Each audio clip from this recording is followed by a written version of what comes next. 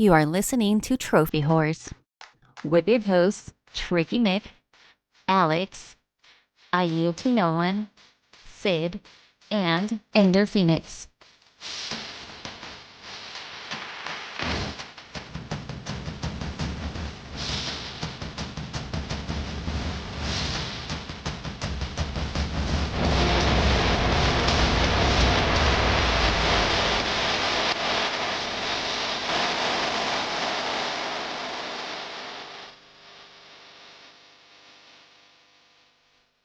Hello, everybody, and welcome to Trophy Wars. This is episode 686. I'm your host, Tricky Mick, alongside with me, the man, the myth, and the legend. It's Alex. You know, Tricky, you better watch how much sash you send my way, because I got a hold of the spear gun now, and, you know, I could, give you the business end of a newspaper, if you know what I mean. You want to try that again? Business end? Yeah, the business end of a newspaper. Come on, man, this isn't scripted. We're on live here, and sometimes things don't come out as they should. Sometimes you stumble over your words, but a pro... That sounds like a personal problem there, sir. Well, you got to take it there. No, a pro can pull themselves together, bring it together, and recover. And that's what we do. Yeah, but you're not a pro. That's the problem. I've been doing this for how many episodes? Shouldn't I be considered a pro by now? That remains to be seen, sir. So what are you then? I'm a pimp. I don't know. I still don't know why you use that as a compliment to yourself there, but... Because I'm a player in a management position. Where did you pull that from? Where did you get that acronym from? I made it up. I'm sure you thought all day at work or all night at work where you're not actually working about that when you wrote down... Back in the days... Back in the days when I didn't actually have to work at work, yes. Those days are long gone. Got out a piece of paper, wrote pimp down, spelled it vertically. All right, we're going to do the acronym business now. All right. Well, back in the early debauchery days of the show when we would call Trophy Horrors, I was coming up with different acronyms and stuff like that for the show and stuff like that. And obviously, because we got horrors in the name, it was, of a sexual nature. And I've tried to figure out how to, what pimp could stand for. So I came up with player in a management position. I don't know. In the early days, if anyone's getting a backhand, it's Donnie giving you a backhand, not you giving Donnie a backhand. Yeah, we don't talk about Donnie anymore. We don't talk about those days. I just did. Yeah. Sometimes it'd be like that. Matt, edit that out. Matt, leave that in. So how the hell are you, Alice, other than showing up late? Yes, once again, sir. What can I say? Yard work, you take a little nap, you get up at like 5:30, you take care of the pets, you do some yard work, and you're, 7 minutes behind. What can I say? Shut up, Nitro. Yeah, get him Nitro. Nitro says don't Nitro out there in Oklahoma probably knows all about the yard work. Yeah, Nitro said don't edit it out, and Nitro's been trolling me on Facebook. Well, that's your fault for being easily trollable. I didn't even say anything to him. I haven't talked to Nitro in probably a month and a half, 2 months. Well, there you go. That's your problem. And he's just slinging grenades in my direction for something I didn't even know existed at the time. Well, wait a minute. If you're not talking to him, how's he throwing grenades at you? Because Yield, by the way, it's just me and Alice this week. Matt had something to do, and Yield is having internet problems, so it's just me and Alice this week. So I don't feel like I wasn't introducing the other guys. We would have heard them by now. They would have chimed in. Yes. Apparently, Yield posted a video of him getting his first birdie in I guess the new Hot Shots game. That I guess came out. I don't know. Did the new Hot Shots game come out? I'm not entirely sure, but don't put it past Yield to go back and play an old game. Well, he said it was my first chip in, so assuming if it was an old game, it would not be his first chip in, unless he really sucks at the game. Well, I mean, he could have skipped the game and went back to play it. We all know that, famously he got Hot Wheels Unleashed for Christmas and still hasn't played it years later. So, I mean, it may just be a game he's going back to, or it could be a brand new game. Let me see if I can Google Hot Shots. Oh, okay. Hold on. Hot Shots came out on the 5th. There you go. Yeah, here it is. Not only was this my first chip in, but it was also my first birdie, 2 trophies in 1 swing. Everybody's golf. Yeah. Yield posted that 2 days ago. Oh, it's Everybody's Golf Hot Shots. Is the name of the game. So, Homer chimed in and says, "Are we sharing our chip ins?" And then Nitro says, "I mean, Michael Miller needs all the helpful information he can get to be on your level, LOL." I didn't say a word to him. You're not even I playing didn't even know the game. I didn't know the game was out. I got so many games on the backlog right now. It's like ridiculous. I feel guilty because I started playing Metal Gear Delta today. I felt bad because I'm like, I got to finish Hellblade. I got to finish Death Stranding. I got to finish Gears of War. I got to finish. I got to continue playing The Division. Like, I got so many games to play right now. It's like, I don't have time to go in and show my superior golf skills and shut down the Huddleston brothers. What do you mean? You got to start Gears of War, not you got to finish Gears of War. Oh, no, I got through the tutorial. Oh, okay. And then even with that, I called you, I called Daryl, I called Matt. Nobody was available to co-op with me. Okay, well, here's the thing. You called me on Ashley's birthday. So what am I supposed to do? Be like, hey, honey, sorry, we can't do anything, or we can't hang out tonight. You know, we end up watching a marathon of The New King of the Hill on Hulu. What am I supposed to be like? Hey, sorry, we can't be doing anything tonight on your birthday. We can't spend time together because Mike wants to play Gears of War. Have you never heard that phrase, bros, before?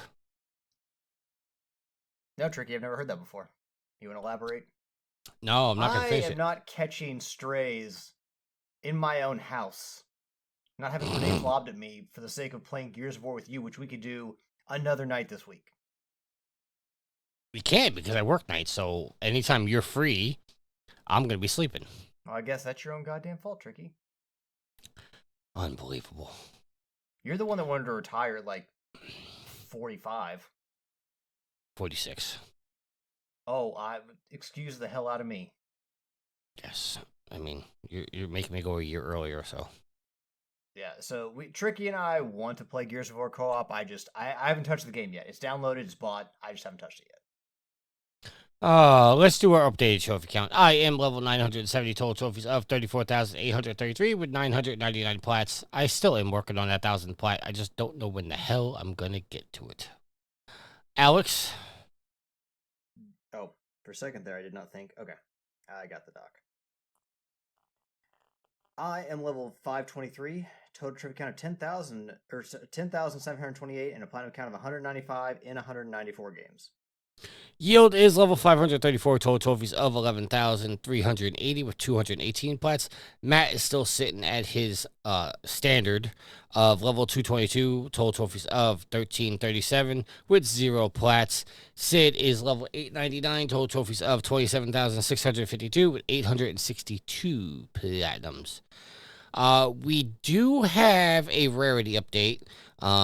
It was set to Yield. Yield is going to record it and send it in, but we don't have it currently, so we can't play for the live show. So at this point, Matt's going to patch it in. Greetings, everybody. Sorry, I wasn't able to make the recording this evening. Having trouble with my computer, and Discord and I are not getting along. But I was able to record this week's rarity update, so we'll just dive right into it. Starting in Division 2 this week, for a change, we have 3 usual suspects out in front. X-Nightmare 317, who has been leading from the very first week, took a week off from trophies, meaning he only scored 2 legacy points to take him to 402. Rolling on the floor, laughing out loud, Z, and Eifert Hellfire 90 both closed the gap slightly thanks to scores of 52 and 30 points respectively. There is a gap of 72 points to 4th place, which is Dodge Williams with 214.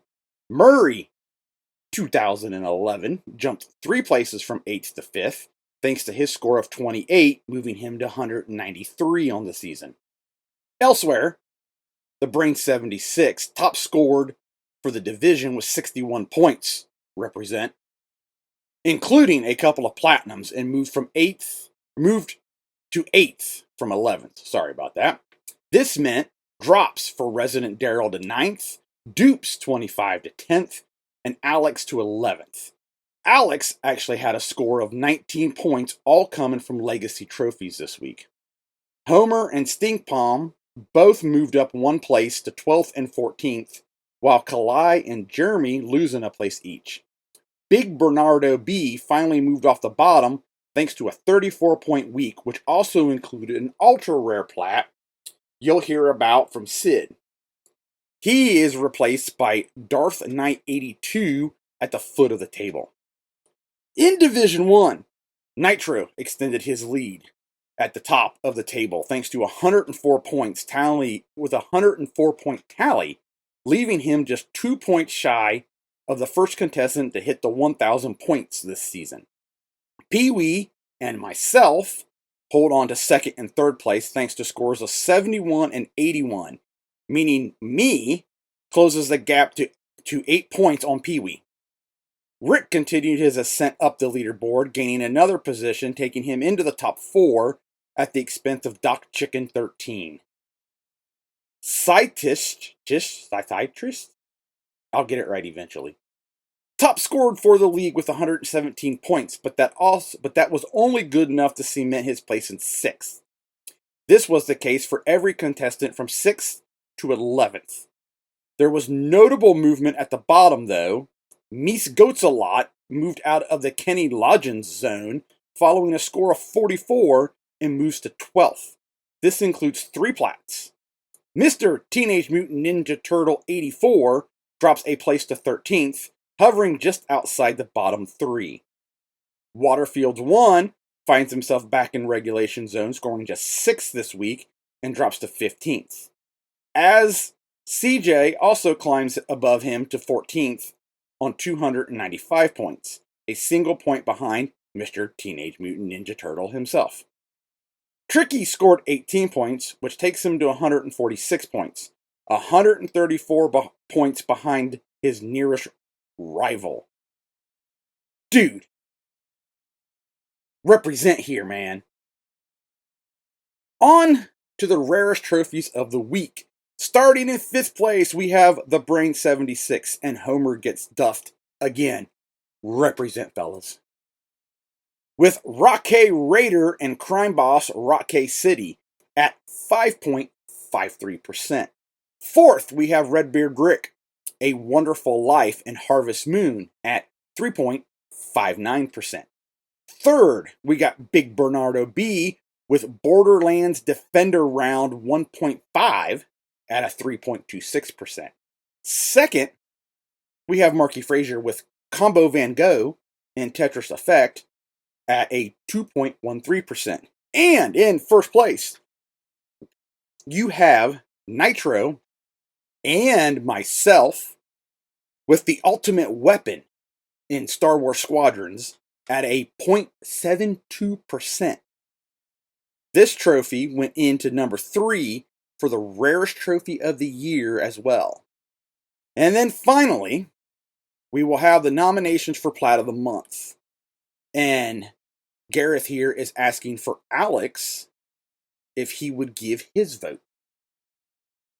So, Plat of the Month, if you do not know, with the Rarity Trophy competition, every month Gareth gets together the plats, and you can vote at the end of the month who you think your top 10 worthy games, and then Gareth takes those and he posts them and the community can vote.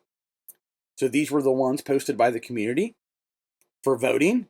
We have Balarto from Rolling on the Floor Laughing Out Loud. We got Dredge by Redbeard Rick. FBC Firebake, FBC Fire Break by Crook09. Overcooked All You Can Eat by X Nightmare 317. Mafia The Old Country by Diego. Star Wars Outlaws by Mies Goats-A-Lot, which that's a good game. Lords of the Fallen 2014 version by Crook09, Firefighting Simulator The Squad by Nitro, 2 Point Museum by Marky Frazier, and Fist Forged in Shadow Torch by Meets Goats a Lot. So those are the plats of the month that you can go to Trophy Looting Facebook group and vote for who you think the game or the plat of the month game should be. So that'll do me for the rarity update for the month of August. Or, well, that's plat of the month for the month of August, but the rarity update for this week. Hope you all enjoyed, and we'll see you later. Okay, we're back. Thank you for the rarity update, Yield and Gareth. And we also have our 2-week update from Sid for Sophie's Trophies. Hello, my friends. Here we are again with your platinums for this week.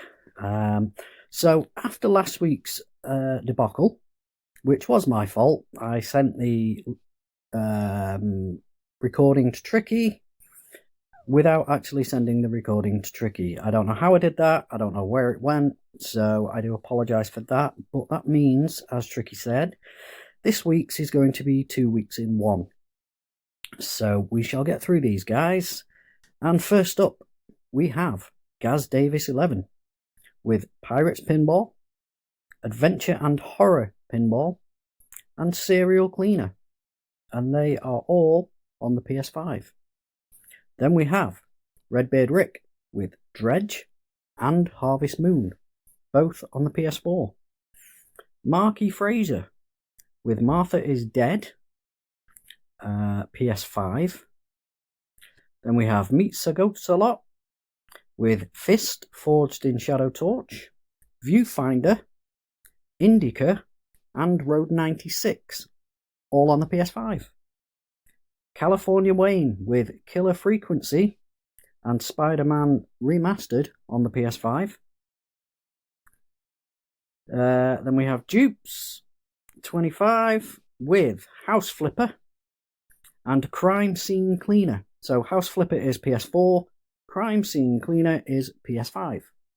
Then we have X Nightmare 317, Overcooked All You Can Eat, which is the All You Can Eat edition, I think, and that is PS4. Then we have Pee-wee with Chernobylite, Jusant, and Siphon Filter. All those are on the PS5. Then we have Ifrit Hellfire 90, Class of Heroes 2H Remaster on the PS5. The Brain 76, Finding America, the West, and Mystery Box Hidden Contents, or Hidden Secrets, I do apologise, on the PS5. And then Big Bernardo 13, or Big Bernardo B, can't read my own writing there, Borderlands, the pre-sequel, on the PS4. So that, guys, is 2 weeks worth of platinums. And I think it's hard to pick a favourite out of this lot, guys, this week. I'm going to go with Misa Goats a Lot with Fist, Forged in Shadow Torch, Viewfinder, Indica, and Road 96. Because I really, really like the game Fist. I've not played the others, but I really like that one, so that one's going to be my top one this week. So there you go, guys. That's it from me. Hope you're all doing well, and I will talk to you again soon. Keep getting those trophies, guys. Bye. Okay, that wasn't me, but you did hear a plane, correct? No. Who knows? Maybe our boy Sid is playing. He's flying a plane in GTA. He's playing some GTA and recording. He's a superhero. He can do multiple things. He can multitask. He's a parent. I swear I just heard a plane. Well, I mean, Like, right at even the if it's a end. real plane, I don't think that Sid can help that. And who knows? Maybe it's a plane on your end. You live in a busy city. I got planes going around. Yeah, but that was in my ears. That wasn't like. Anyway, listeners, let me know if I'm going crazy. You left yourself okay. open there for everyone just to say yes. Yes, I know. What I'm not used to hosting. This is throwing me off. All right, so let's get into what we're playing. Alice, we'll start with you. What have you been playing, sir? And you say I'm not a pro. if you were a pro host, sir, if you were a real player Listen, in prime I'm half time or whatever the fuck you were saying earlier, you would have I'm picked up half like nothing. asleep. I'm half asleep, and I'm still dealing with the repercussions of the Grinelli takeover. Well, drink some fucking coffee. And only good things ever come out of the Grinelli takeover. This is why we're suffering now. I don't drink coffee. We never knew how good we had it when Matt was here hosting. So as I mentioned earlier, I still need to get into Gears of War, but that'll happen sooner rather than later. Just trying to we're putting the finishing touches on the end of the Rocket League season, and I got to where I wanted to get, but then they dropped a 2x XP event on us, and I'm like, well, fuck, I might as well see how much XP I can get with just playing a few matches a night. Because if you win a game, you can easily get 10,000 XP, and in 2 games you've gone up a level in the Rocket Pass. So it's like, Jesus, it's just easy. It's easy money. And then mostly, pretty much every night I play Helldivers 2. Like I said, the introduction of the Xbox Commandos, I don't know what we call them, but the Orbital Shock Drop Troopers or whatever, Orbital Drop Shock Troopers, is that what they're called? I know it's different, the acronym is different in Helldivers, but that's really helped kind of just rekindle my enjoyment of playing Helldivers. I've been trying to keep up with the war bonds. They've released 2 new war bonds within a month, really within a couple weeks of each other, so having to play to keep up. But I've gotten into the Dust Devils war bond, which is the brand new, and I finished the ODST one, got all the stuff from there. And I've leveled up the Jar 5 Dominator up to level 25, so it's maxed out. So I've started playing with the Coyote, which is in the Dust Devils Warbond. It's an assault rifle, but it's medium armor penetrating, which is the same as the Jar 5, and it's got incendiary rounds, so you can light shit on fire, let the fire do the work. And I really like playing with the Coyote. It's a lot of fun. So I think that's my new primary weapon as of right now, especially since the Jar 5 is all leveled up and I can't do anything more with that. And then I also unlocked the Spear Gun, which is also in the Dust Devils Warbond. Only 12 ammo for this. Like each clip of ammo is essentially 1 spear. You shoot it out. It also leaves like a poisonous chemical cloud that'll also kill enemies, which is a nice little sign. But you also got to be careful because if you go into that cloud, you will most definitely be affected by it. I've actually used it to open up the what are they? The big metal containers, the shipping crates, the big shipping containers to get into search for super credits, search for war bond medals, and I used the spear gun for that, and then ran into the cloud, and no bueno. But overall, I mean, it's a fun gun to use. The recharge time for when you call it down is about 6 minutes, I think. It's somewhere, I think, between 5.5 minutes and 6 minutes. So don't lose that thing because it'll take a while to get it back. But I mean, it's fun to use. I don't know the practicality of just shooting out 1 spear to kill, I mean, I haven't tried it on larger enemies, but I don't know the exact practical use of it, but it is kind of fun to use, and it is a neat weapon. And then I've done I haven't fought the Hive Lord yet. They've introduced like some giant new, and I guess it's from Helldivers lore from the first game. I can't remember exactly if fighting in the first game, but they've introduced a new super boss, super creature, which I think is giving people fits and nightmares. I haven't come across it yet because I'm not sure if you have to be on level 9 or 10 difficulty to fight it. But I have jumped back into the suicide difficulty, which I think is difficulty 7, and fought quite a bit of the dragon roaches, which are the flying bile titans, which are a menace. Obviously, bile titans themselves are they're not hard to deal with because you can get ahead of them, you can run away from them, unless you're standing right underneath them. But the flying bile titans, it's a lot harder to keep track of them, and they're kind of devastating. It's fun to fight. You can take them down with orbital lasers and stuff, so they're not impossible to do. But I've seen 2 dragon roaches on a screen once, and man, they can one can be kind of overwhelming, but still fun to fight. But man, two is also a lot. So you got to make sure you're bringing the right weaponry. And last thoughts, done some of the subterranean missions on O'Shane. I don't know the exact pronunciation of it, but it's basically the world that's been kind of terraformed by the Terminids to be one of their, I guess, own home turf. You see some of the remnants left by humanity, but it's all been taken over by the bugs, and it's been that way for so long that it just looks like a bug planet. Gone underground, man, it's dark under there. It's not easy to fight. You got bugs coming out. It's claustrophobic. just a very different look from what we're used to in the cities and in the open plains of Helldivers. So I mean I like it. You got to have a good group to go in there and win. But no, I mean it's a lot different look, and overall I'm enjoying the new gameplay that's come as part of the Into the Unjust update. So yeah, I'm enjoying what Helldivers is doing. I think they've done a lot to kind of reinvigorate the audience. There was like over 350,000 people last night playing. I think when I checked at one point, sometimes it'll drop down to like 150, but you catch it on the right time, and there's hundreds of thousands of people playing. And from what I've seen, the Xbox players really seem to enjoy it. So long live Helldivers. But yeah, it's they've been doing some nice updates and enough to keep you enough to help me save money by not buying new games except for Gears of War. But that's all I've been playing. Which you should have played with us already. Well, I mean, Matt's got stuff going on. They got to prep the house to sell it. So, I mean, getting together with you would be easier. I think there's only 5 chapters. Someone who's played it before told me there were 5 chapters. So, I think Matt even said that. So, I don't know how long the game is, but I mean, I think you and I should be able to find enough time to get through maybe a chapter a night or, whatever. We can find time to co-op it. Yeah, because there's you have to co-op the entire game. So yeah, this game came out on the 360, and like from like the PS4 and PS5 days, most games I can get 100% in. Outside of a few like Crash 4 and stuff like that, the Mega Man Legacy Collection, but back in the PS3 and the Xbox 360 days, that was like the Wild West. Like that's when trophies and achievements were kind of just coming around, and I guess that as time has gone on, developers have gotten to see what works, what people will go after, and what people won't touch. And some people will still probably get crazy with it, but for the most part, like back in the PS3 and Xbox 360 days, that's when you would catch some trophy lists that were just kind of like eye-popping. Like, man, really? You want me to do all this?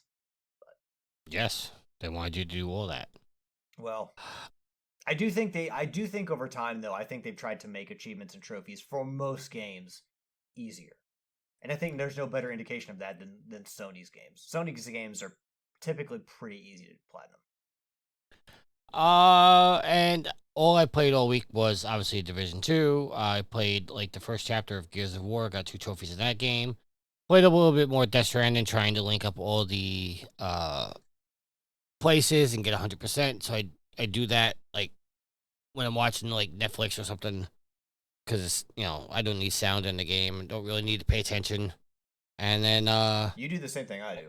I'll do that a lot, even in a game I'm playing. I mean, if it's a story-based game, I'll change it. But like, a lot of times I'm playing Helldivers, I'm playing Rocket League. That thing's on mute, and I'm listening to a podcast or something else. And I started playing Metal Gear Solid today, Delta today, and got 6 of the trophies ready. But I mean, while 6 trophies sound like a lot, I mean, most of them are just like stuff I did in the menu. There's one called Make Snake Throw Up, achieve a camo index of 90% or better, listen paramedic, talk to movies after you save, use bees to harass an enemy, start a game in new style. Those are the trophies I got today. So it's like, I really didn't do anything in the game. Just got through the open credits now. I'm literally just starting the main game. Got through the prologue, and now I'm starting the main game. Geez, with those trophies, with those easy trophies, you might as well be playing the jumping poutine or whatever you've been up to on the side. What jumping games did I play this week? I have no idea. Every week I look, and I'm somehow more disappointed than in the previous week. I was disappointed. I got the jumping fries and the jumping ice cream today. Do you ever get hungry playing those games? Like you're just sitting there seeing like this ice cream cone jump up and down. You're like, man, no, I could really go for like a mousse thrill or something like that. I'm just holding down the X button as I'm watching. What's the show? I'm watching on Netflix now. The Great British Bake Off. No, it was the very first Netflix show. House of Cards. Oh, okay. I got to the last season and never finished it, so I just started over again. I got a bad habit of, because I'm going through like multiple TV shows now. I'm going through Sons of Anarchy. I'm going through House of Cards. I'm going through Blue Bloods. Like I gotta stick to one show and just like finish it. That is one good thing about me, and man, I can't believe you didn't watch Sons of Anarchy when that, because I watched that. Oh, I did. That I've watched it like finale. 7 times already. Oh, okay, I got it because I watched that finale when it was live, and man, it was a rough one. Oh yeah. But I attack shows the same way I attack games, pretty much one at a time, maybe two. Obviously, live service, you're gonna play more games, but you're not. It's like a round of Helldivers or a round of Rocket League is not the same as starting up a new game and having to play through a brand new story. So, but Yeah. we just finished It's Always Sunny, the latest episode, latest season of that, season 17, I think. And now we're watching King of the Hill. Like I said, we ripped through about like 6 episodes last night of King of the Hill, so I think we're halfway through that season, or maybe 2/3. I don't know exactly, but we generally just watch our. We'll get through like an entire season or an entire documentary before we move on to something else. So that's how I consume media. Like I don't want to have too much going on because I don't want to like we've moved on from shows before, like watched invested time and stuff, and then moved on. And I think it's just better, like for me personally, just to watch it and then move on after I'm finished. It keeps me more focused. Yeah, I used to be that way when like my time wasn't so limited. Now I come home, I'm up for like 2-3 hours, and I'm going to sleep, and then 2-3 hours I'm awake, and I'm doing some BS, and then I go back to sleep. My sleep pattern since I've started this new section of my job has just been so erratic. I used to work fortnight at midnight. Wait, did now you I say either erratic work or erotic? erratic. Oh, okay. I thought you said erotic. No, I used to work like I said, 4 the night to midnight, and now I'm either working 5 in the morning to 1 in the afternoon, or 11 o'clock, like I am tonight, 11 o'clock at night to 7 in the morning. But it's so like I can't get on any kind of sleep schedule. Ooh, today was actually my day off. I went to sleep about 4 o'clock yesterday afternoon. Didn't wake up until 8 o'clock this morning, and now I can't sleep, even though I have to go to work tonight. Well, yeah, because you need to. I mean, I guess you can't always perfect it, but like you got to stay up later into the evening, sleep later into the day, so that you can wake up, early afternoon or mid afternoon today, and then go into work. No, because my I was so used to working at 11 o'clock at night that my body went, no, you need sleep, and then my alarm never went off, so I just kept sleeping. And the next thing I knew, it was like 4 o'clock in the morning. I was like, well, might as well just keep sleeping. Went back to sleep. Didn't wake up until 8 o'clock. And now you screwed yourself. Yes, I did. Because now I'm going to be dragging ass all night, and then I'm going to get home at 7:30 in the morning and pass the hell out, and I'll probably be awake by like 10. Because my body's be like, nope, you should be sleeping right now. I mean, let's be real. Yes, there is a certain something nice about retiring so early, but the roadmap to that is often fraught with Horrible. A lot of hell because you just. I mean, yeah, there is a reason why you retire early. Yeah. I mean, and now some of my coworkers are trying to convince me to work another 5 years. For what purpose? Not to go into like too much detail, Can I make a but guess, basically, honestly. go ahead. Well, for first and foremost, because they obviously enjoy your company, Tricky Mick. They don't want to lose one of their brothers.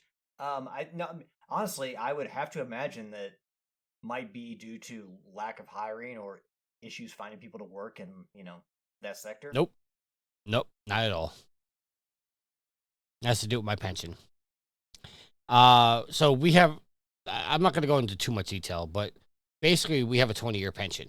For my pension tier, the new guys have to work 22 and a half years. But at 20 years, we only get 50% of our pension. So the way it works is they take the best 3 out of your last 5 years. And they take the average, and then let's just say that average, I'm going to give you lowball numbers because I'm not going to tell you guys how much I actually make. Let's say the average is 100,000. If I retire at 20 years, I only get 50,000 a year off my pension. That makes sense to you so far? Yeah. Okay. Every year I work after 20 up to 30 years, I get another percentage and a half. So at year 21, it's 51.5%. At 22 years, it's 53%. All the way up until you're 30, and 65%. So that if I work 5 more years, I get an extra 7.5% of my pension. And also, because of contract raises and everything like that, my money would increase, and I'd make probably another $40,000 a year. I mean, extra money never hurt anybody. It just kind of, I mean, obviously we're sidetracking here, and we need to bring it back around. But if you retire in your mid-40s, like, what the hell are you gonna do with your time? You know, like, would it behoove you to actually work a few extra years? Well, I want to get the hell out of New York because of reasons that I'm not going to say on the show, because it would start a conversation that is not related to video games. But I want to get the hell out of New York, and I'm so much calmer and peaceful in where I'm going to move that it's just like I got to weigh the pros and the cons of it. It's like, do I stay and make more money and be miserable for the next 5 years, or do I retire, be peaceful, and just live on what I have? Which, where I'm going to live, what I will have at 20 will be more than enough. But like you said, what am I going to do with my time? And if I'm going to go down there and just work a bullshit job at like a gas station or, whatever, like, what's the point of retiring? Let me stay up here and make the money. So I gotta weigh out, find out what the hell I want to do. I mean, honestly, if you have enough and you can make it work, I mean, getting a side gig, like getting just like a part-time job, like working in it, like what would be so bad about that? Like you work in some small store, you work in a gas station, like that'd be better than doing like work in sanitation, which can be a very dangerous job, and none the least is your sleep patterns, but also some of the hazardous material you work with. I mean, sanitation is the third most dangerous job in the world. And it's actually more dangerous than the cops or firemen. A lot of people don't realize that. Yeah, all those people, getting crushed in the back of the truck because they couldn't hold it. No, it's actually more dangerous, and because of all the chemicals and toxins that we deal with on a daily basis. You're more likely to die from one of those toxins. They get shot by somebody or die in a fire. So, yeah, I mean, I don't know. I personally, like I said, if your pension's strong enough to where you could move and be happier and work like just a part-time job to pass the time, or like, I mean, shit, you could do like food delivery or Uber or something like that. That'd be preferable to having to work in, because let's be real, like the standard of living, or the cost of living in New York is a lot more than other places, and I'm assuming like here, for Ben in Ohio, for Nitro in Oklahoma, and also probably for you where you're moving. I'm assuming I know where you're moving. But I mean, it's not a secret. Well, yeah, you're going down to Virginia. Yes. Yeah.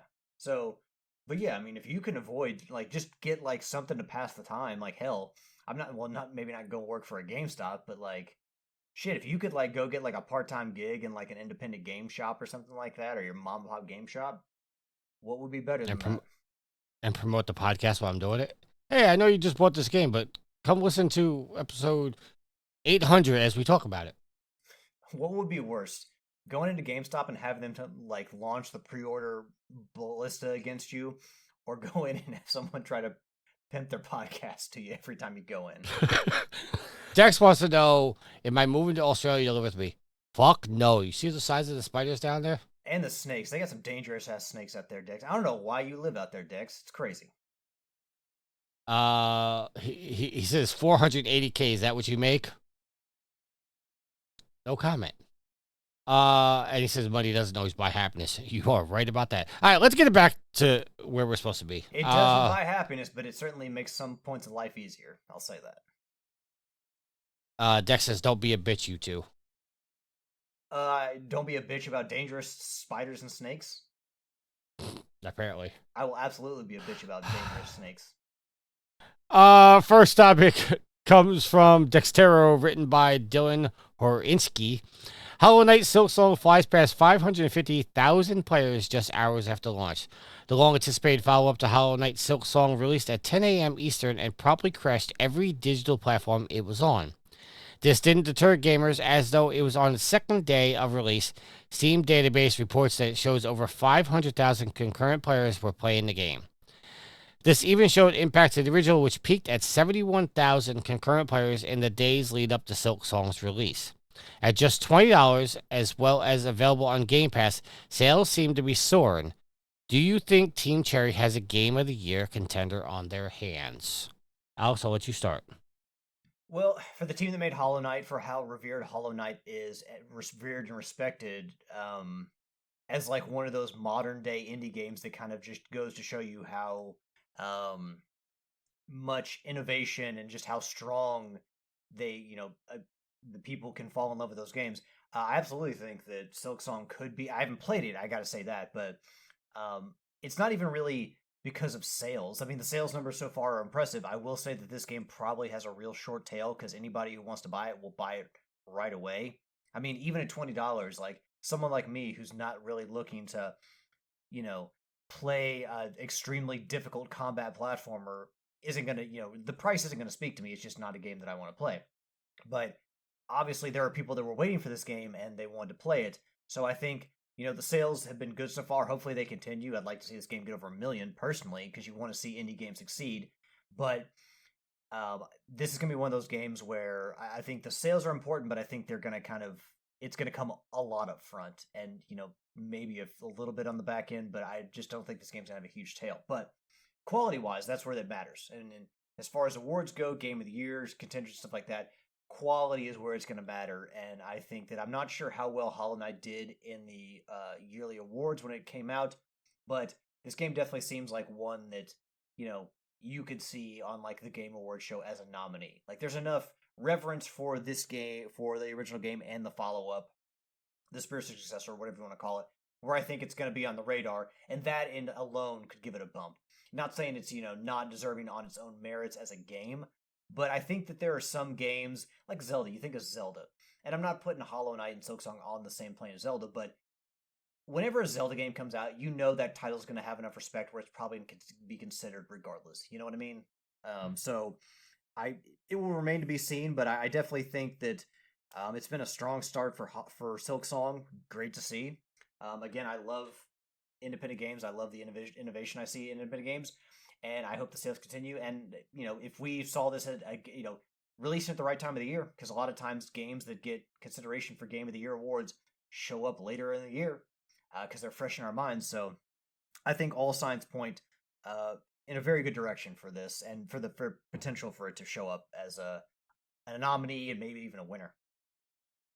Well, you say all that, and then the flip side of it is apparently the release of Silksong has pissed off a lot of other developers. Well, shit, I'm trying to be positive, but I mean, what do you have you heard anything about this? No, I don't. Like, Oh. Look, man, I'm not in the news sphere. I don't get on these websites, and I don't go to my daily IGN like you. I don't wake up in the morning, drink. No, this came across my social media feeds. Apparently, Team Cherry's approach to developing and marketing its game Hollow Knight Silksong has upset other developers because they're unfairly successful, but due to the highly unusual practice of remaining completely silent for years without updates, followed by a sudden launch with a low price point, which then raises concerns that this behavior will become detrimental to the new standard for the entire indie game industry.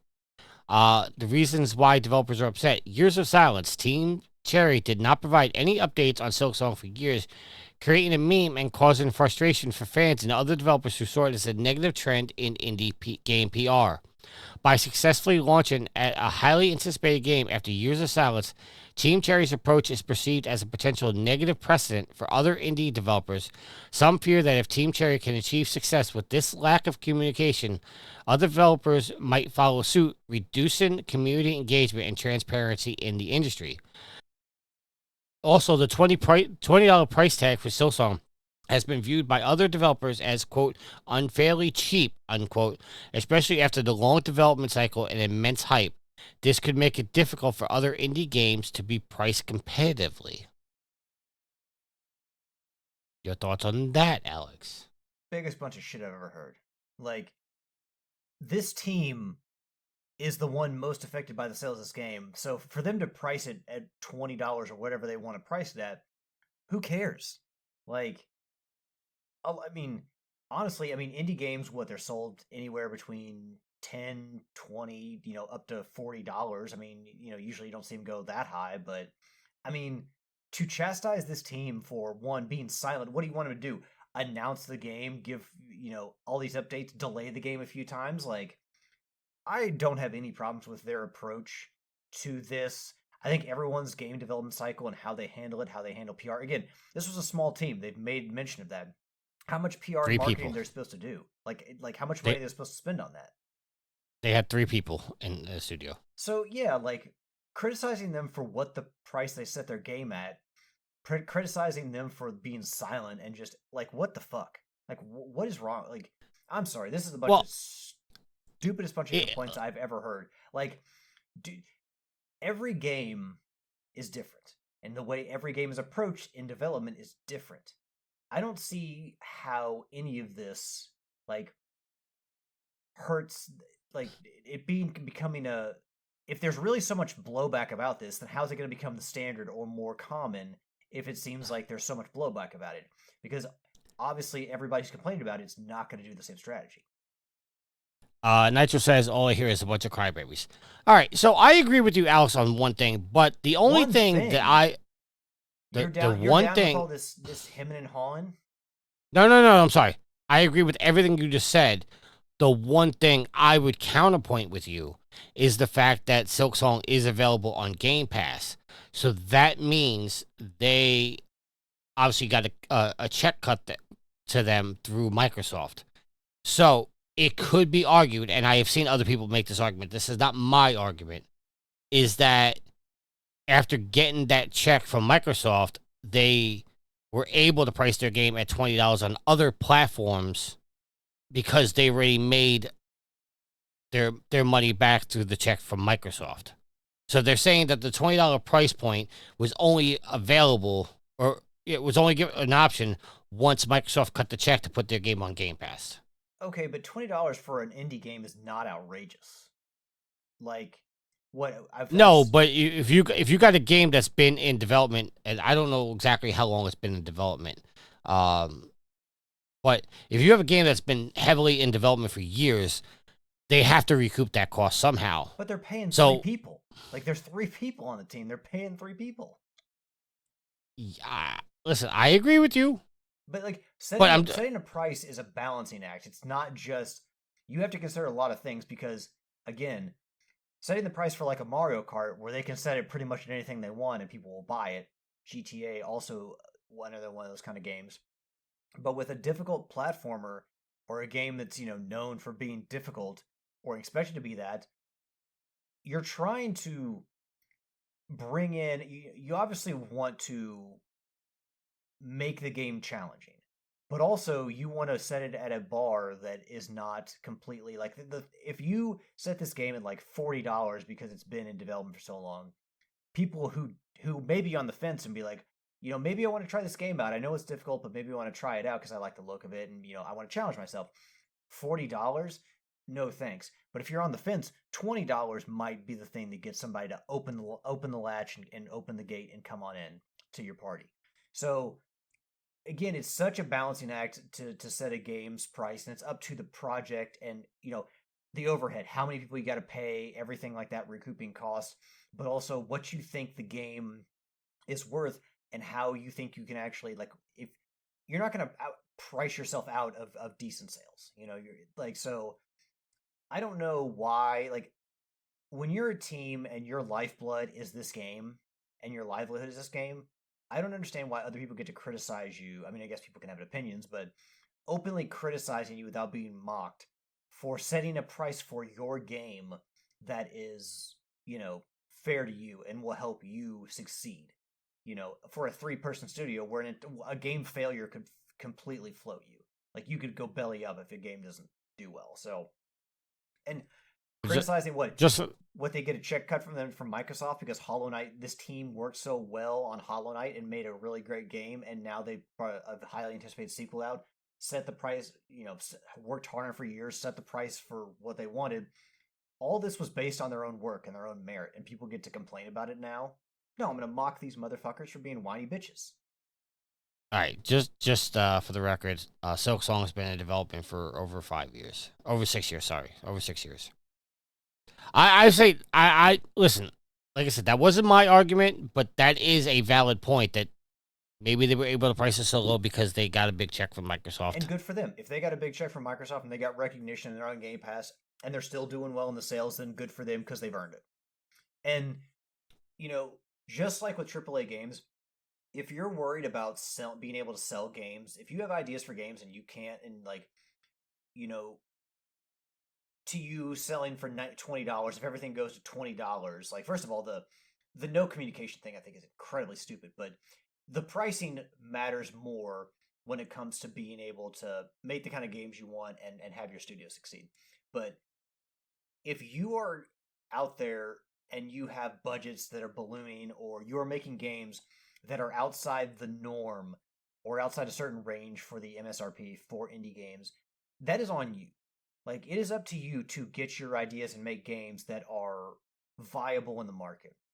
And if the market says this is what I think an indie game is worth, or, most indie games are within a certain range and you can't get yours within that range, that's your own damn fault for making a project where your budget balloons, where you hire too many people or whatnot. So, no, I mean, set your price for the game that you want.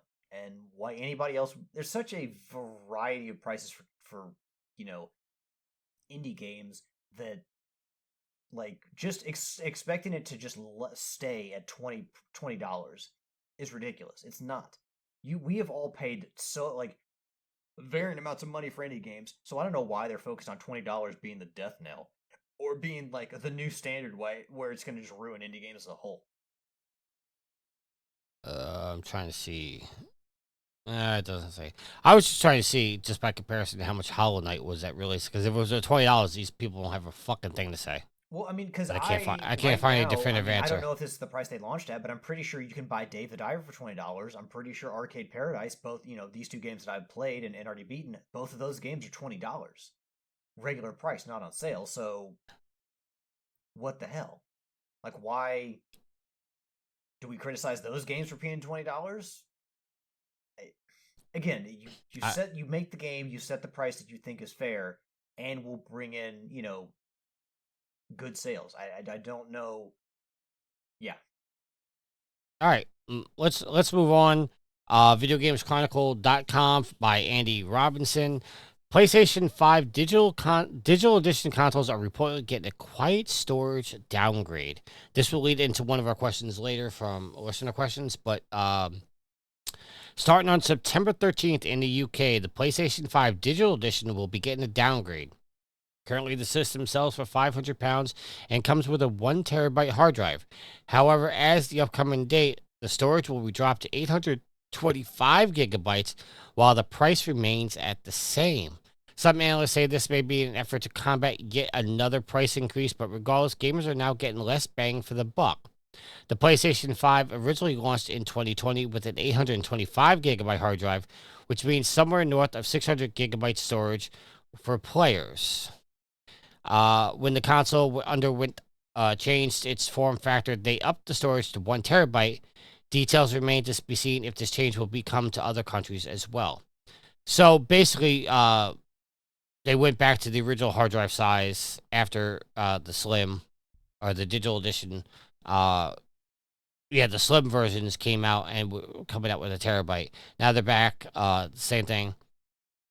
I haven't seen any confirmation of this other than news sites reporting it.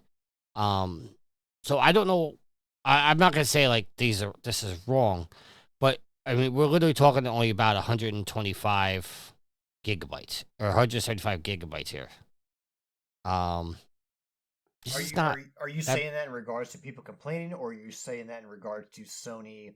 This is such a paltry amount of, not a paltry amount, but this is such a small amount of space. Why is this the thing that's keeping it from prices from going up? Like, well, no. Obviously the hard drive sizes obviously affect the price, but what I'm saying is, why is this a news story? Even if this was true, which let's just assume this is true. Why is this a news story? Because you said it, we're now getting less money. Tricky, if you go into the grocery store, and I'm sorry, folks, if all of my analogies are to a grocery store, it's where I fucking work every day. It's where I go spend Jeff Bezos' money to put orange juice and He's not yogurt in on the charge shelf. anymore. But so, Jeff Bezos isn't in charge anymore. oh, I don't care. He's always in charge. The Overlord's always in charge from now until eternity. But if you go in and you pick up a thing of orange juice that was once like 56 ounces, all right, and then you go in next week and you pick up a 48-ounce container, and you're paying the same price, are you miffed, or are you like, oh, whatever, it's just life? Like, are you not annoyed a little bit that you're now paying the same amount for less? But this was the hard drive size at launch. Okay, but Tricky, I mean, I'm asking, like, They gave you a bigger hard drive at the same price point. Tricky, will you answer my question?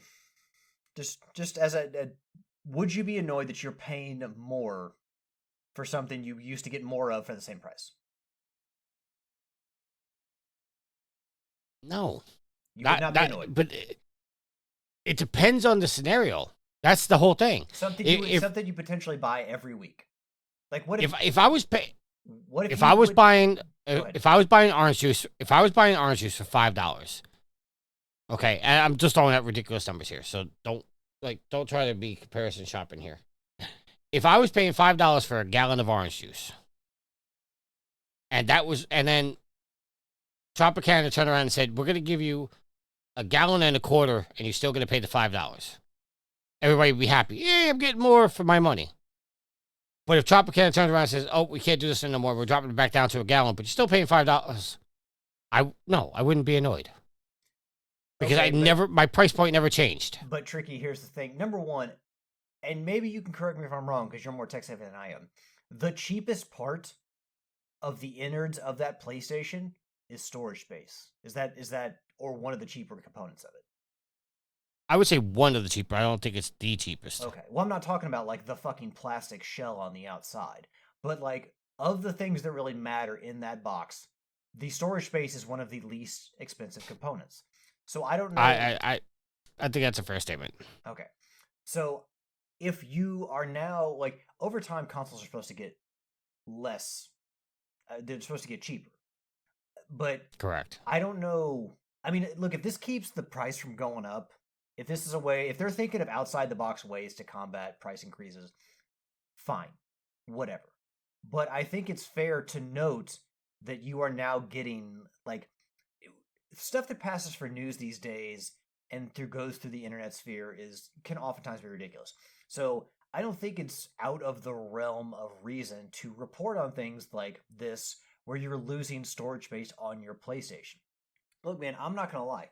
I get really annoyed. I mean, not really annoyed. It's just kind of a thing. But I'll be like, man, I gotta delete something to make room for this.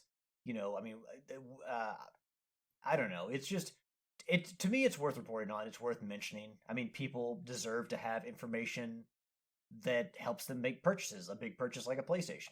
You deserve to have. You never bought another hard drive for your PS5? What? You never bought another the M5 or what I can't the M.5 storage for your PlayStation? No, you only have the original hard drive? Yeah, I'm not gonna spend extra money on hard drive space. Like, I'll make it work. Okay. But I'm not spending extra money on hard drive space. I'm kind of frugal, Tricky. I don't know if you knew this about me. Well, I know that, but I mean, when I got my PS5, I immediately went out and bought a 2 terabyte hard drive. Now I have a 4 in there. Well, that's because you're a filthy hoe for new tech. Well, no, I wanted storage space. I didn't want to have to delete games. So I have the original hard drive. I have the M.5, and then I also have an external. But I use the external just for my PS4 games. Look, is it going to ruin your day, this news? No. But should people being annoyed or frustrated by having something now lessened, paying the same amount for something that is now less? Do I understand that? Yeah, I get it. So, because you can't catch a break anywhere, Tricky. So, I don't know, man. Especially, like we have two people playing the PlayStation 5 in the same house. Ashley's playing Coral Island down there. And she plays, she downloads games for every now and again. And, between me and Ashley, we take up a lot of space. So I don't think you should just brush this story off as nothing. And in people's concerns about, because who knows, like to combat further price increases, who says that Sony doesn't further take down the storage space in the console? Well, no, listen. If Sony's doing this, 100% they should be transparent and say this is what's happening.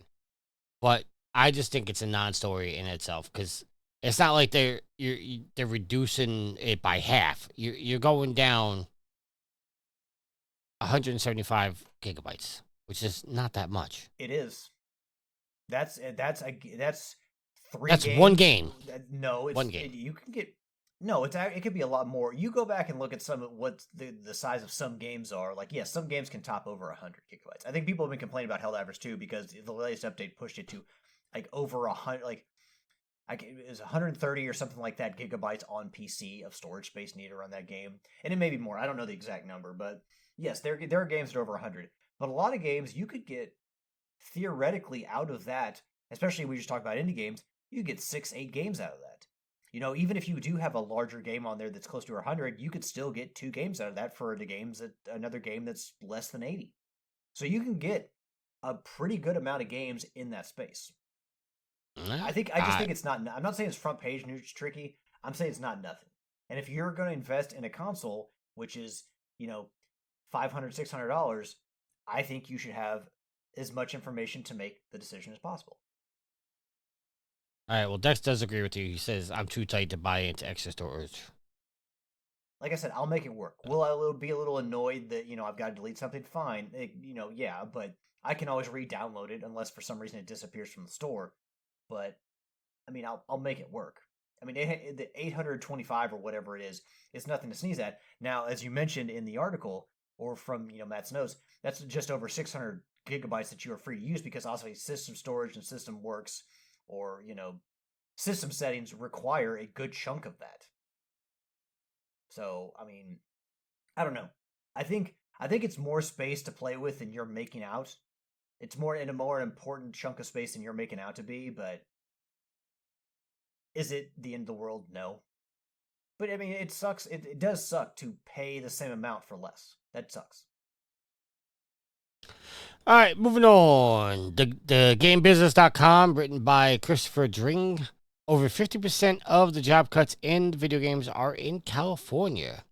Tencent exec Amir Savat, who, if you remember, got an award at Jeff Keighley's Game Awards. That was the fraud that we call that. Remember, Alex? I remember discussion about that. I don't want to sit here and say we all called that person a fraud. He was a fraud. No, well, I've got to go back and look at the notes, but I do remember there was a good discussion about it. Tencent exec Amir Savat, who you remember got an award at the Jeff Keighley's Game Awards last year for his work on helping laid off developers' job openings, sat down with Game Business to discuss the impact of layoffs in the industry. Savat said that California appears to be the epicenter of developer crisis, with over half the layoffs happening. Savat recommended developers may need to be more open to working in other locations or countries even if you want to stay in the industry. This is especially relevant as remote work has dropped off where, according to his records, which he began collecting in 2022, remote jobs accounted for upwards of 30%, but are now around 10%. And getting into development is even hard for younger workers today, as older workers are facing the layoff conundrum. Okay. I mean, I appreciate Matt putting this in there, but I don't know how to respond to this. Well, obviously, it's part 50%. Part of Sad Gaming News Corner, which Matt has trademarked as his own thing. I mean, just ongoing. I mean, yeah, there's a lot of tech and innovation and money that funnels through California. So, I mean, you would expect that a lot of the studios, at least based in the country, are in the West Coast, or on the West Coast. I mean, there's not really a ton of them. I mean, obviously, our friend Jeff Hanna used to work at one in Illinois, but a lot of them are on the West Coast, and it would make sense that if there's going to be job cuts, a lot of them will come from California, given the population, given the size of the state, given the amount of innovation and companies and tech that's there. So, I mean, it's just kind of one of those things, I guess one of those stories is just kind of a startling number. And also, I think it's just Matt was kind of following up on a discussion. I'm pretty sure that me and Matt, it was kind of like a good old tag team debate where you and Daryl were on one side and me and Matt were on the other, if I remember correctly. Yeah. All right. Moving on. So I don't know how to. I don't. I honestly don't know how to respond to this. You got no comments about it. Listen, it sucks people losing their jobs, obviously, but I don't know how to respond to 50% of the job cuts happening in California. Like, well, what about the suggestion that the Satvat made about like you may have to go to another country to like pick up your entire, and people make it work. People do that. I don't know about moving to another country. I mean, obviously there are game developers in other countries. One of my favorite developers, Massive, is in Sweden. So I mean, you didn't say it right again. Sweden. I'd like to apologize to all of our Swedish listeners. We love you, meatballs, though. I like meatballs in general. I'm not gonna discriminate meatball when it comes to meatballs. You say you don't like meatballs? No, I like all meatballs. Oh, what did you say? I don't like meatballs. I was like, wow. Oh, I do. They're a key ingredient in a nice spaghetti. Oh my god. But all right, yeah, but I mean, well, I mean, I do think one of the clear and like important notes from this article, and it's important to talk about, is the fact that remote work has dropped 20% down to 10% from which it should have. Well, I mean, but again, like we thought, after COVID and the pandemic, that it had changed the way the world works forever, and I mean, yes, to some degree it has.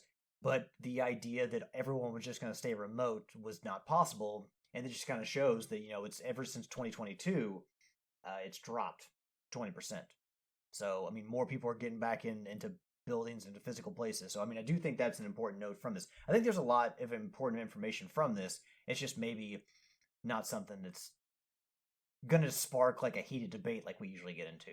You're not going to play devil's advocate on this one, Tricky Mick. No. And Matt, just knowing he wasn't going to win the show, sent me in a zinger. Our last topic comes from Bloomberg, written by Jason Schreier. Perfect Dark developer lays off staff after funding deal falls through. Crystal Dynamics was forced to cut staff and abandon the game Perfect Dark after failing to find a new funding partner following the game's cancellation in July. A potential deal with Take-Two Interactive Software Inc. included purchase the game for Microsoft Corp's Xbox and fund and publish it collapsed due to disagreements over long-term ownership of the Perfect Dark franchise. Crystal Dynamics laid off an unspecified number of staff last week, although the company didn't explain why after negotiations with multiple parties, including Take-Two, were unsuccessful. Well, that sucks.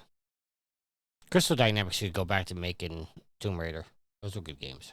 You can't expect them to make the same thing for the entire life of the existence of their team. Like that's a very like selfish thing. Like it's like, I was excited when we got the announcement that Eat Sleep Play and David Jaffe were going to be behind the 2012 Twisted Metal. It's like, oh man, one of the guys that created it, he's come back to make another Twisted Metal, and just like, but he had made so many games during his career, just to expect like as a one-off thing, like it was fine, but like to expect him just to be like the Twisted Metal guy for his entire life, it's just kind of like, I don't know. That's a very just kind of like a selfish thing that we gamers kind of just sometimes get stuck on. Like, I mean, you said it there, like, go back to making Tomb Raider. What if they don't want to make Tomb Raider, Tricky? Well, they've been making it for the last 20 years. And maybe they want to do something different. And plus, like, leadership changes, the vision of new people come in and out of a studio, the vision changes. You can't expect them to always be jacked about making, one game for their entire life. I mean, sometimes it works for people. Sometimes, the people enjoy just working on a game so much that they'll keep at it. But I mean, people don't always want to do the same thing all the time. It just gets into monotony, Well, the last time they tried to make something outside of Tomb Raider, it failed horribly. At least critically. I thought it was still a good game. Could you name that game? No. What was that game? Avengers. I feel like that failure comes with an asterisk, don't you? Do you think it's fair to say that failed? Uh, I think I think it failed. there was enough there to take positives from it. Didn't live up to. It didn't live up to its hype. Yeah, but it was baked and put out. It wasn't during, bad. the height of the MCU. Like, what really can you expect? No, it came out. It came out after Endgame. Oh, it did. Well, it was still being made during the height of the MCU. I mean, realistically, Infinity War was the height of the MCU. I don't think it was announced. When was Endgame? Oh, you son of a bitch. Let me see. Endgame came out in 2019. God, it's been 6 years. Yeah, and Marvel's Avengers came out in 2020. So, So it was being being developed during the most important part of the MCU. I think what ultimately shed a bad light on Marvel's Avengers was the fact that it was coming out, they announced it, and then it was like, oh, these look nothing like the MCU actors. And I'm like, they're not supposed to. It's not connected. And everybody's like, well, I don't want to play Iron Man that's voiced by Nolan North if it's not RDJ. Like, what? Anyway, it was a good game. I played it. The servers are still up. I can still go back and get that platinum, which I should. Yeah. Also, not a great sign that Xbox did not want to fund or publish this game. Because, I mean, you go back and look at... I was actually just watching not just watching, but earlier I was watching a Watch Mojo video where they talked about, 20 N64 games that are still better than modern games. And Perfect Dark from 2000 was one of those games. So, the fact that, there's enough excitement around Perfect Dark. Obviously the people who spend money on games now probably grew up, either if they didn't play it, they knew about Perfect Dark because it was like the follow-up to GoldenEye. Not the follow-up, but it was like their Rare's next big shooter after GoldenEye on the N64. But the fact that Xbox was not willing to fund it or publish it, that it was trying to, they were trying to get somebody else to take over was, that kind of speaks volumes. It completely shows that Xbox has no faith in the game whatsoever. And to be fair, how long has Perfect Dark been in the works? How long has it been, it just seems like that game has been kind of in limbo for a long time, and I don't know. It was announced in 2020. Yeah, but it had to be announced, but also you got to realize that a game has been in conception for a longer time than that. Well, according to the Wikipedia page, it says, although work on Perfect Dark Revival was rumored in early 2018, Perfect Dark was officially announced at the Game Awards 2020 with a cinematic trailer after development on the game had been hinted by some sources earlier that year. And you got to remember, this idea, I guarantee the idea of another Perfect Dark had been thrown around Rare or Microsoft, because Microsoft has owned Rare since the early 2000s. The idea of another Perfect Dark probably has been bandied about for a while. I'm a little confused because according to the Wikipedia page, it says it was announced that the initiative would be closed. And I thought the initiative was originally the developers of Perfect Dark, because I shared a news story with you all earlier this year about the initiative being closed and Perfect Dark was one of their projects.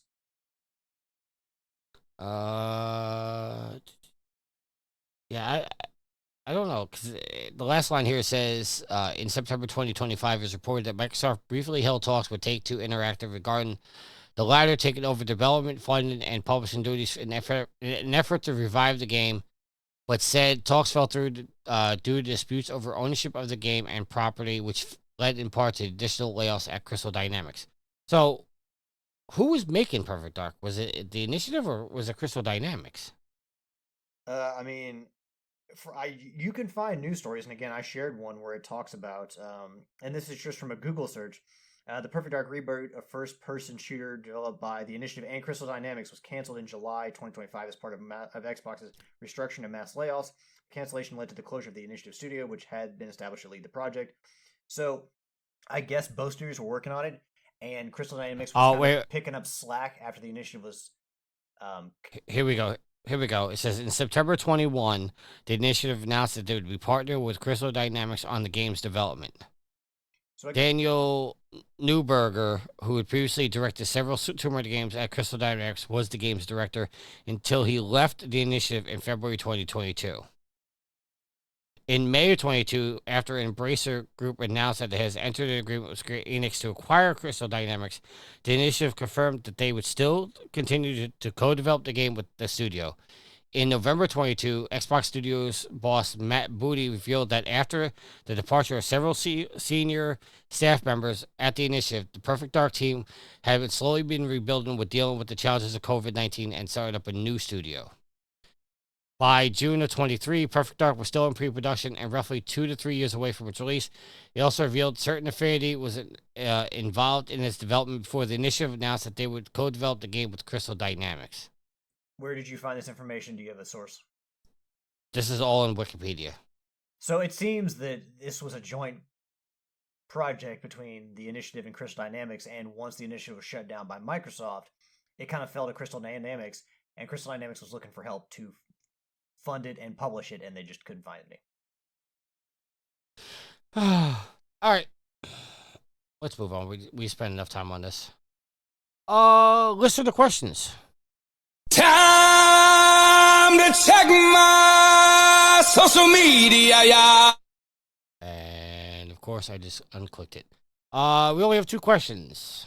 One troll question from Nitro. Can you guess what it is?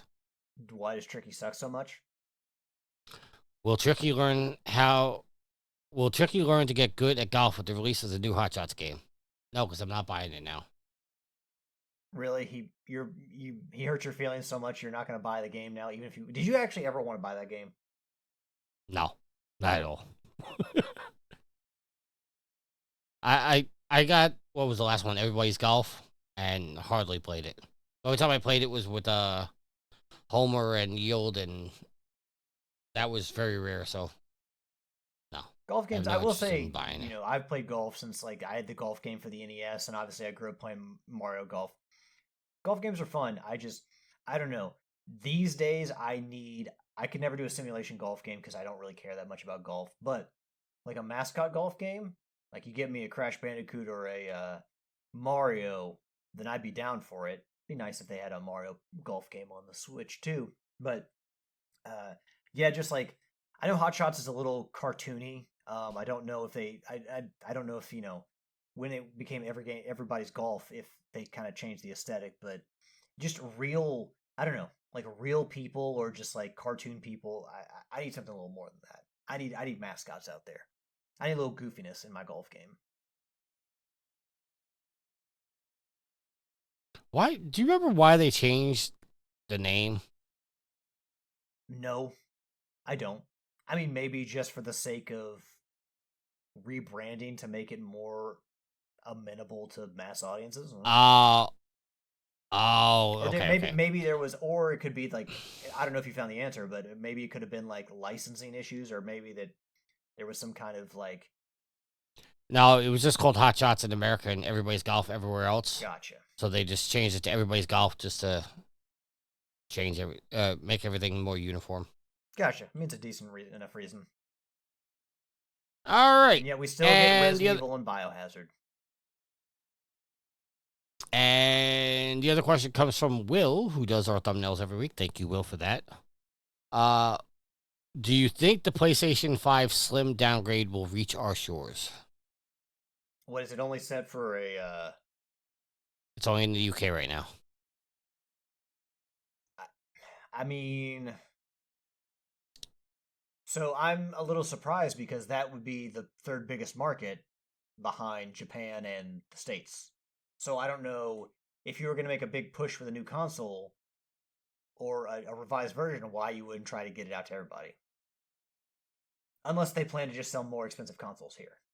Or, and this is just my my thought, maybe it's cheaper for them to get the parts over here than it is in the UK. Maybe it costs a little bit more in the UK. Yeah, I don't know. I think that obviously, to me, if you're going to have a console refresh, you want to have that available. You want to have the consoles that you sell, unless it's like a special edition or something like that. You want to have that like be sold everywhere. You want to have some continuity with the consoles that you're selling, just to make it easier on everybody, because you don't want people looking to buy this specific console from this country or this region or this specific console from here. So, but the fact that it came to the UK and not Japan or the States first might be a sign that they're just going to keep it there. Because if you're going to launch, like, typically or historically, games launch in Japan first, then the States, and then, like, Europe. All right. So I don't know, because I don't know why you would bring that to the UK first and then not the other countries. It kind of feels like maybe we won't. I don't think we're gonna get it. But also, that's weird. Why are Nitro... you splitting your audience by having all these different consoles everywhere, here, there, and everywhere? That's weird. I don't know. Nitro, because I was talking about Hot Shots. What up? He goes, he believes it's made by a new developer and it's their first game. So I just check out Wikipedia. According to Wikipedia, the new game that just released was the first console installment not to be published by Sony. It's published by Bandai Namco Entertainment, and it's also the first game not made by Clap Hands. It's being made by a Japanese studio called Hyde. So two new changes in the new Everybody's Golf game. But also, like, it was Everybody's Golf previously. Like, this has been established as a name change before now, I think. No, he's just talking about the newest game. The name, yeah, the newest game. Yeah, the newest game is just it's not being published by Sony, which leads me to believe it could probably go to other systems now. Well, I mean, I think Sony owns it, don't they? Like, that's their own franchise, and they may have just. Oh, it's going to Switch and Windows. Well, I mean, still, it could be owned by Sony, because obviously, but yeah, it could be. I don't know. Maybe Sony's just what's the word I'm looking for? They're contracting somebody else to do the work because they don't have the studio to do it. The whole Clap Hands doing then? Well, Clap Hands isn't I've never heard that studio in my life. You never played any of the Hot Shots games?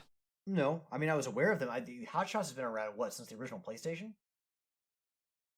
Yeah. Hold on, I'm looking up. Oh, Sony Interactive Entertainment owns the Everybody's Golf franchise, which is a registered trademark of Sony. Yep.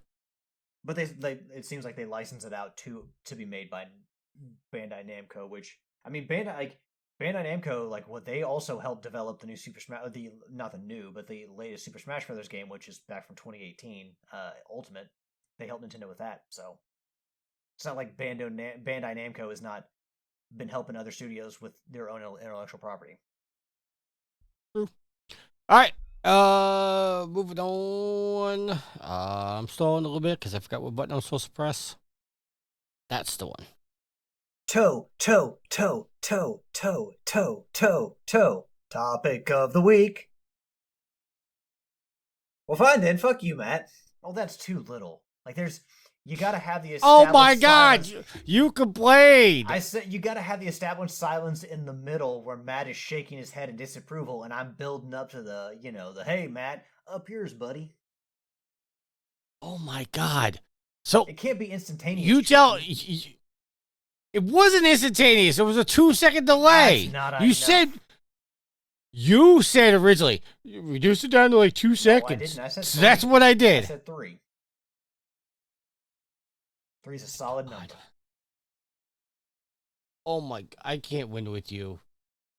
Topic of the week is coming from IGN, written by Jim. I can't pronounce your last name. Voda. Vejvoda. Vejvoda.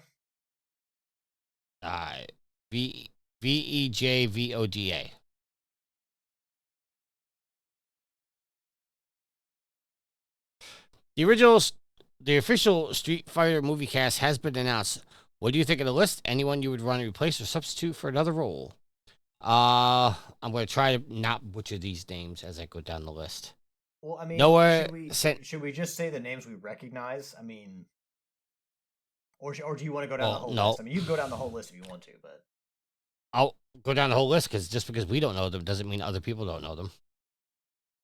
Noah Centuriano as Ken Masters, Andrew Coich as Ryu, Kayla Liang as shit. Chung. What? Andrew Koji? Yeah. You didn't say that. Yes, I did.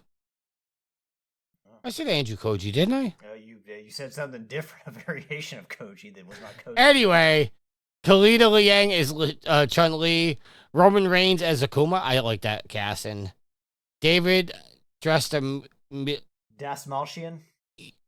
There you go. As M. Bison, Cody Rhodes as Guile, Terrible. Andrew Schultz really? Andrew Schultz as Dan, Eric Andre as Don Savage, Vidyut Jamwal as Dalsum, 50 Cent as Balrog. I like that casting.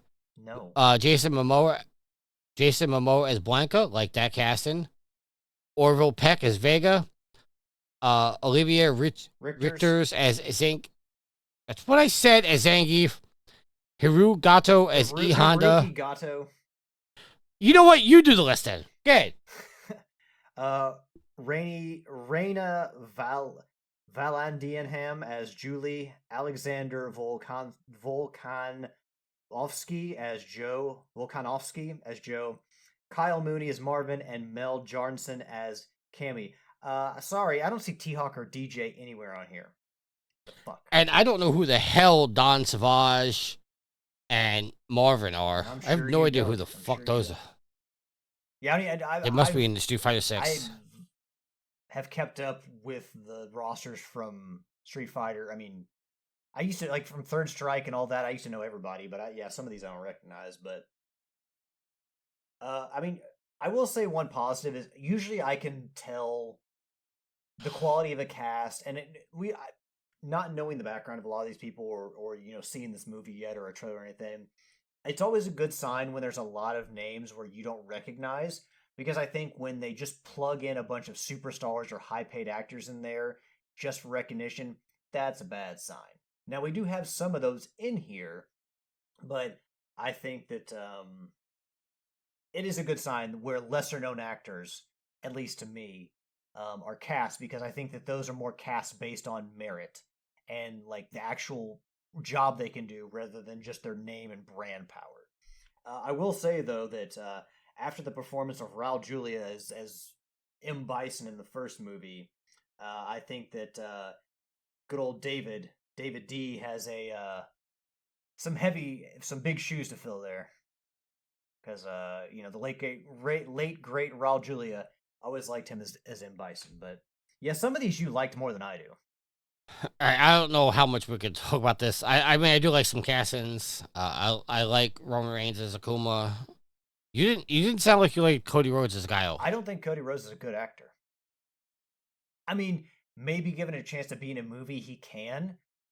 I think he's a good speaker. I think he can cut a wrestling promo. And I think he can wrestle in believable matches, but that's a lot different than playing Guile in a Street Fighter movie. Did you see him act in Arrow? No. He did pretty good there. Well, we'll see. I don't know. I'm just always skeptical when, and I know Roman Reigns has been some of the Fast and the Furious movies, but he's been one of them. It kind of feels like those two casts in particular were based on look. Like, they look the part. And 50 Cent as Balrog wasn't? He's too old. And Jason, I'm sorry. And Jason Momoa as Blanca wasn't? Well, clearly, I think.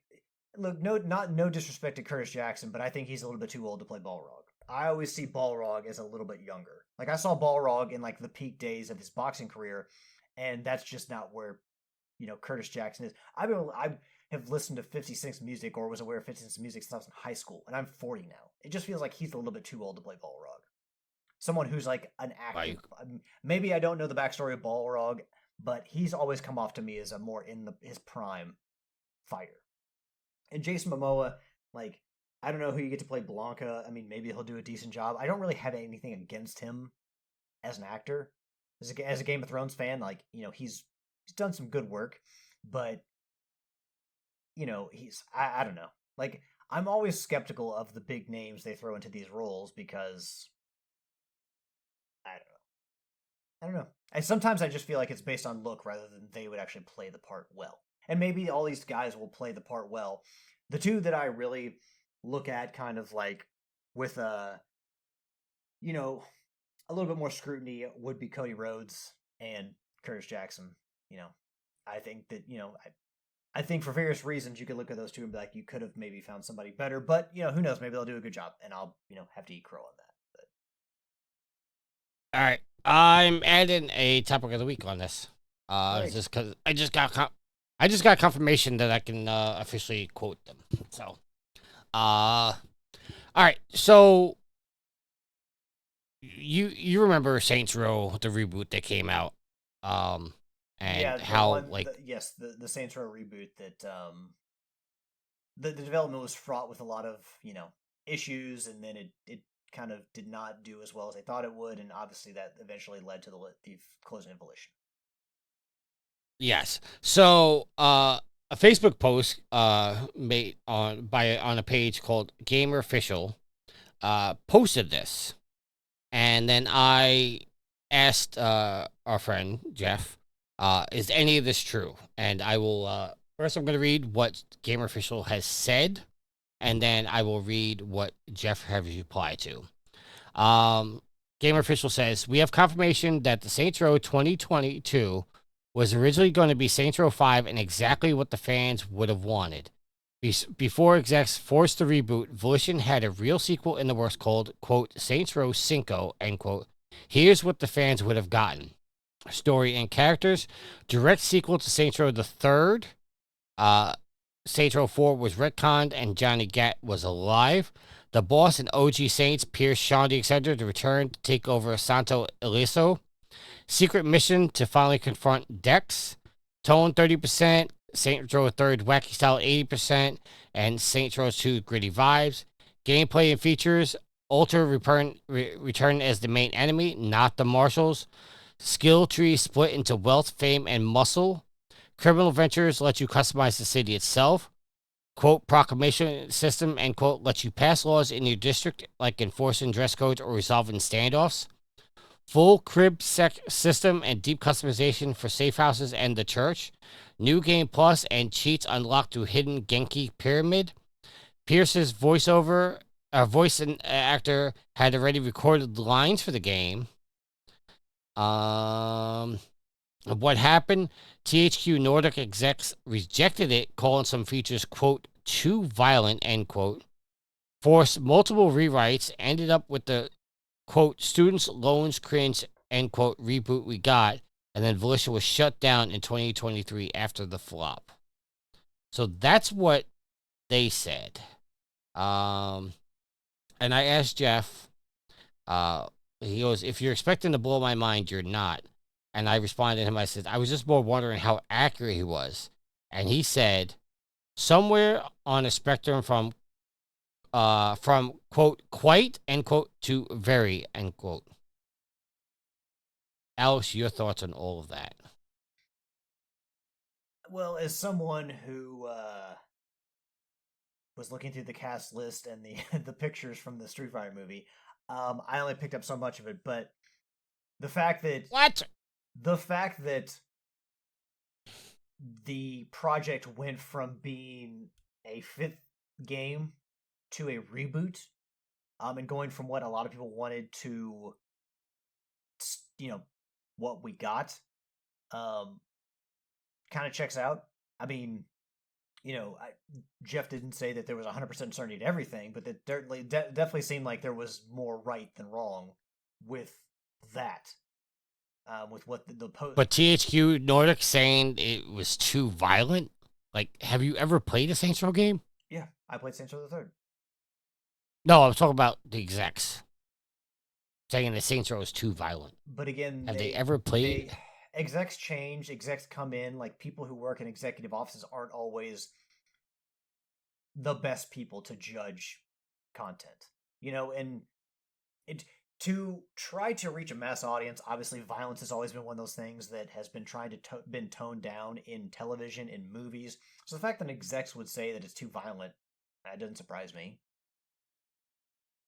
Like if the original person who greenlit the Saints Row series was the person who said that, having watched the evolution of everything, and then watching Saints Row 5 and saying, "Oh no, that's too violent," that would surprise me. But I would feel like execs can change, and the fact that someone would be like, "Oh no, we need less violence because we want more people to play this game." I mean, everything seems like, again, that game seemed like for a lot of people a big disappointment, not just commercially, but just in what the game was.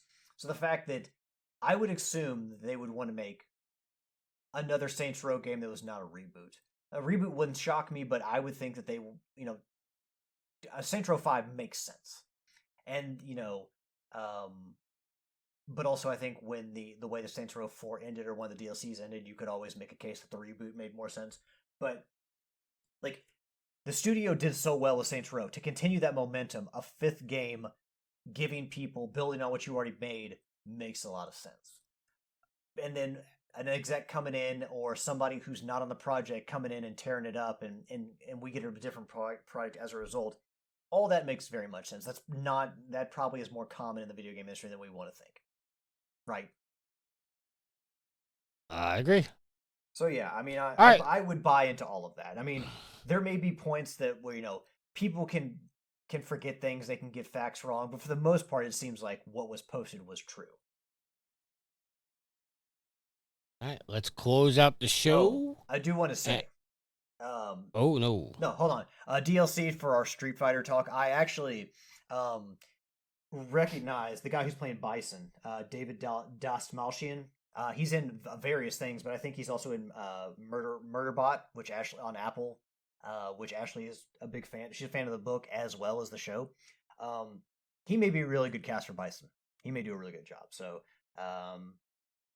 I do recognize him. He's another one of the actors I recognize. And yeah, I mean, overall, like, looking at the cast, I could believe a lot of the people who are plugged in there. But that's just one of the main things that I wanted to mention is that I know the guy who's playing in Bison, and I believe him to be a good actor, and I think actually he was a good pick. All right. Let's close out the show. Alex, do your shout out, sir. Give a shout out to the listeners, the fans, the fuel to the fire that is Trophy Horse. Thank you for making it to the end of another week with us here on Trophy Horse. We appreciate you. However you support us, we love it. We couldn't do this without you all, and most importantly, we would want to take this ride without you all, especially you, Nitro. Keep it up. Keep giving the trick of the elbows to the ribs. Never gonna get old. Give a shout out to my co-host Tricky, as well as our other co-host who could not be here, Matt and Yield. Thank you to Yield for recording the rarity update. Thanks to Gareth for providing that. Thanks to Sid for the update with the platinums of the week, the double weeks version of the platinums of the week. And then thanks to Will for doing the artwork. We appreciate that every week. And last but not least, give a shout out to my awesome and loving girlfriend Ashley, who had a birthday on Saturday. Hopefully, did my best as always to try to make it a special day for you. So hopefully you got that. Love you, hun. And yeah, that's gonna be the end of my shout outs. Screw you, Nitro. What did Nitro do now? He says, I'll never miss out on that opportunity. Some things make the days more palatable. Like you're having, you got to go to work. You're doing the same thing every day. You got to keep life enjoyable. Are you going to do your shout outs or are you going to sit here and curse Nitro's name forever? I'm cursing his name. I'm making a voodoo doll of him right now. You don't have the time to do that. Anytime you have when you're awake, you're going to either be watching TV or playing PlayStation. Yep. All right. Shout out to everybody. Shout out to the listeners. Shout out to Alex. Shout out to everybody. And until next week, happy trophy hunting. Later.